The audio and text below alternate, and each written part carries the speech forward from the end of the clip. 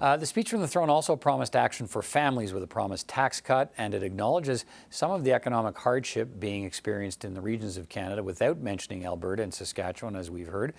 It commits to getting Canadian resources to market and to building an economy that benefits all Canadians. I spoke with the Minister of Economic Development on Parliament Hill tonight about some of those economic challenges and the search for solutions. Minister Joly, first of all, thanks for your time. Thanks for stopping by. The throne speech spends a fair bit of time talking about economic development, about focusing the government's efforts on in an uncertain economic time.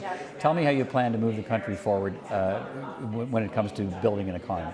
Well, clearly, through the throne speech, the Prime Minister has explained that as a government, we're extremely preoccupied with the fact that there are regional economic concerns, and we need to make sure that we better the quality of life of people.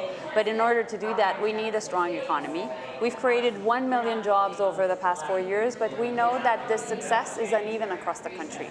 So we need to do more. We need to be closer to the needs of Canadians, and that's why he decided to not only appoint me as Minister of Economic Development, but also I'll be leading a team of 6 parliamentary secretaries to make sure that we are in touch with people's concerns. People in Western Canada, specifically Alberta and Saskatchewan, were looking to this speech from the throne to get a sense of whether the government's listening to their concerns. What do you say to those people in those provinces tonight?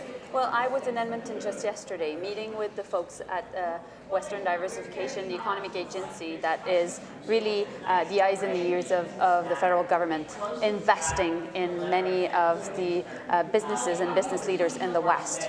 And of course, we understand that there is anxiety. We feel the angst, and that's why we're in solution mode. And that's why I'll be working on making sure that we can support the entrepreneurs that are the basis of really creating these new jobs, and will support the workers also.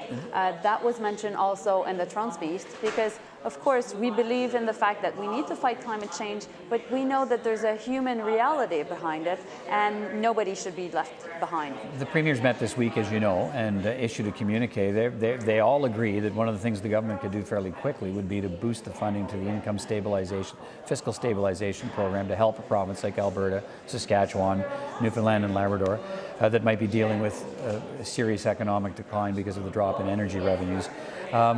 That's not mentioned in the speech from the throne as a specific program, but is the government open to that? Well, this is something, of course, that my colleague, Chrystia Freeland, which is the Minister of Intergovernmental Affairs, and the Minister of Finance, Bill Morneau, will look, because clearly that was stated by the premiers. That being said, we think that we can do many things to support the West, and it's not one solution that will change the entire economic dynamic that we see in the prairies. Of course, also I should mention that the West is not a monolithic block.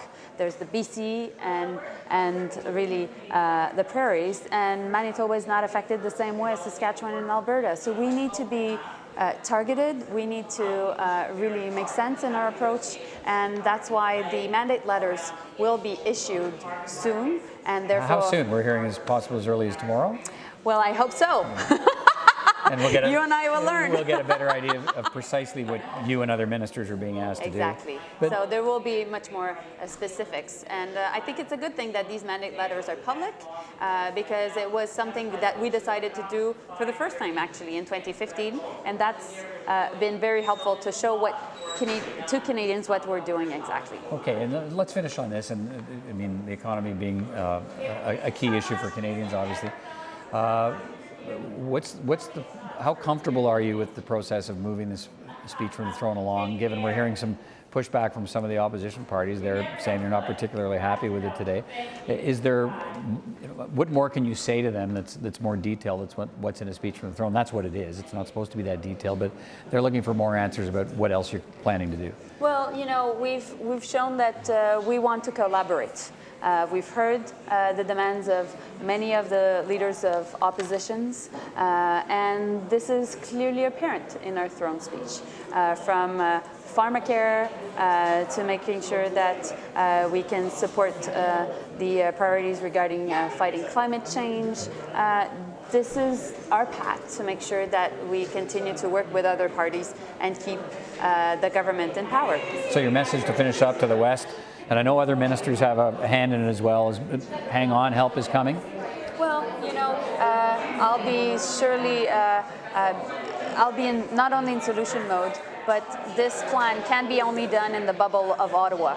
It has to be done with people in the West that have these solutions, and we're there to support them and to work with them. All right, Economic Development Minister Mélanie Joly, thank you. It's a pleasure. Thank you.